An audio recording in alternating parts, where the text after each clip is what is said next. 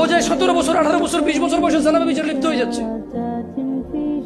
কিন্তু ও যদি আল্লাহকে ভয় পেত আর শারীরিক চাহিদার জন্য আল্লাহর কাছে বলতো, আল্লাহ আমাকে ধৈর্য দাও, আমি রোজা রাখতেছি, আমাকে সাহায্য করো, আমাকে তৌফিক দাও, আমাকে উত্তীর্ণ করো, বিবাহ পর্যন্ত আমাকে তৌফিক দাও, তাহলে আল্লাহ যিনি রহমান, যিনি ওদুদ প্রেমময়, তুমি আল্লাহর ভয়ে জানা বাদ দিলা, আল্লাহর কাছেই চাইলা, ধৈর্য আল্লাহর জন্যই ধরলা, আশা আল্লাহর কাছেই করো, তিনি কি তোমাকে ফিরাবে?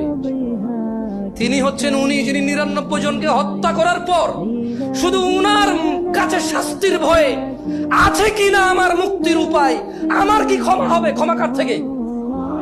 তাহলে ওই যে বনি ইসরায়েলের ঘটনা, ও 99টা মানুষকে মারার পর কার কাছে ক্ষমার জন্য, ক্ষমা হবে কিনা ব্যাকুল হয়ে গেছে, কার কাছের জন্য? আল্লাহ থেকে। ওকে যাদেরকে মেরে ফেলছে তাদের কাছের জন্য।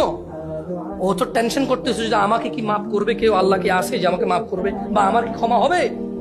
99টা মারার পরও কি ক্ষমা পাবো আমি?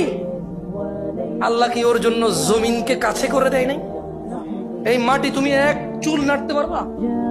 এই জমিন তুমি এক চুল নাড়তে পারবা?